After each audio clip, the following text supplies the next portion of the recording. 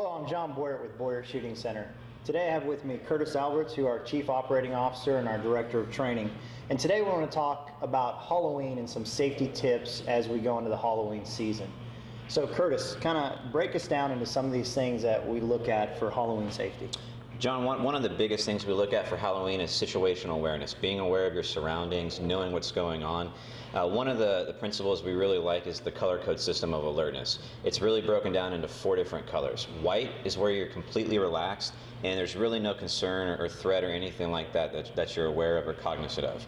Yellow is where we live our day-to-day life, where you're walking down the street and you see somebody, you sidestep, maybe you're driving down the road, you look before you merge over. You're aware of your surroundings, but there's nothing you're fixated on.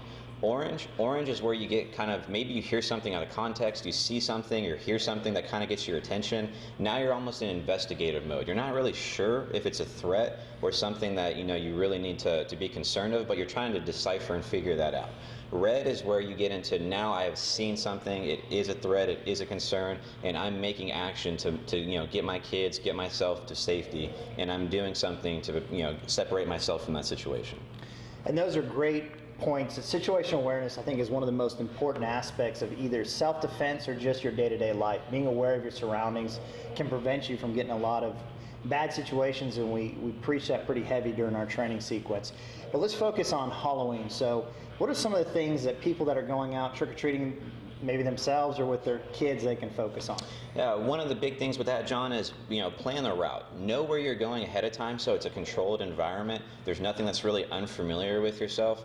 When you're approaching a house, make sure it's a well-lit house. If it's something that you're kind of suspect of, it's just a few pieces of candy, skip it, go on to the next house, making sure that you're safe with that.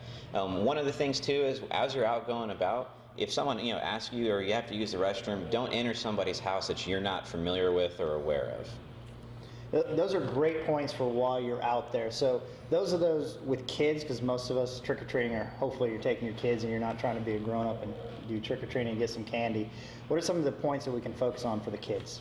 So when we're looking at the kids, stay out of the roads, stay where it's well lit, stay on the sidewalks, things of that nature, making sure that you're crossing at intersections. When you get the candy, make sure you have your parents go through it and inspect it before you just start kind of digging in like a lot of us like to.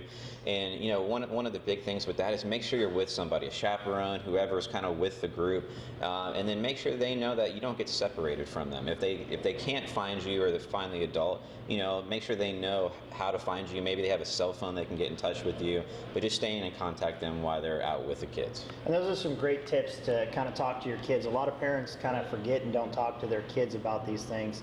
Make sure you have that contingency plan, how to link up, the cell phone, never cross between cars, make sure you're crossing a well-lit area. There's a lot of pedestrians that are hit during Halloween. Those are great tips for the kids. So let's talk about those of us that are staying at home and want to kind of enjoy it and pass out some of the candy.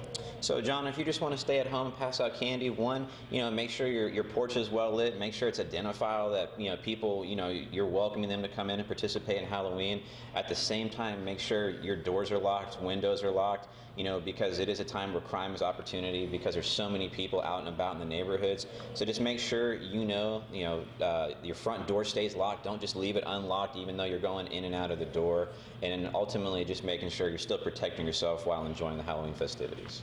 Yeah, those are great points for when you're staying home. So let's talk about those that have left their home and they're out trick-or-treating, or they're going to a costume party, they're going out to a bar, because that's a big part of Halloween for the adults as well. So let's talk about some of those tips. One of those, John, if you're going to leave the house and go out and kind of partake in those things, you don't want to completely shut all your lights off and make it and advertise that you're not home. Whether you leave a TV on, some lights on, obviously make sure the doors are locked, windows are locked. If you have the alarm, make sure you're using it. You just don't want to give off that signature that the house is completely vacant and that there's nobody home, because then you're going to be a target of opportunity knowing that nobody's there.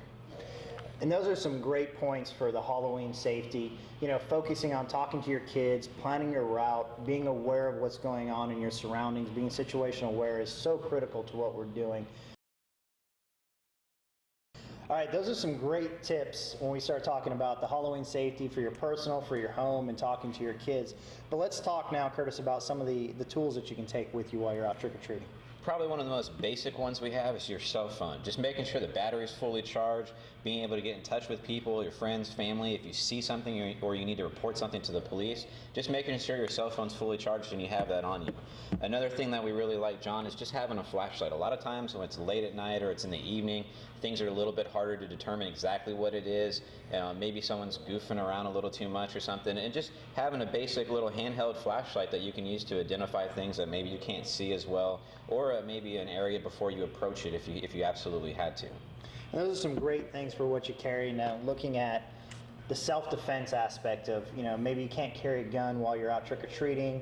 What we have here is what we call our less lethal. So one of the favorite ones here is your average pepper spray. This is from Ruger. You pull it apart, you get a nice loud sound, you get a strobe light, and you've got a self-defense spray. One of the other ones we really like here at Boyert Shooting Center is the Kimber Pepper Blaster. This shoots 2 globs of a self-defense kind of pepper, but it doesn't matter what the wind is, it's going to hit the guy you want to aim it at. And then for those of you that have your CHL and that have decided to carry for self-defense, which the firearm is always, the ultimate choice, we believe, for a self-defense situation, but it's Halloween, you're out with a lot of kids, so remember rule number 4. Be aware of what's in front and beyond your target if you are going to carry a gun. And if you're going out to the bars, you're out drinking and you're out partying in Halloween, don't carry a gun.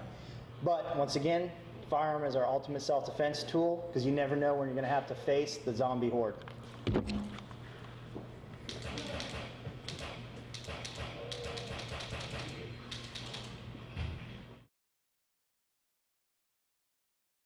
So I hope you got some great points from our video today talking about Halloween.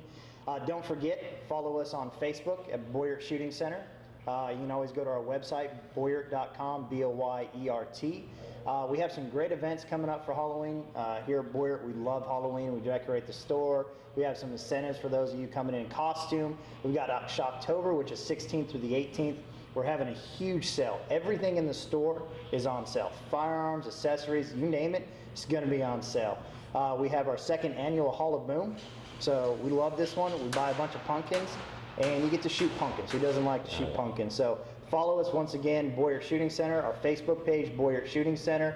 Hashtag us at Boyert Shooting. That'll be linked right to our webpage, and we hope to see you soon.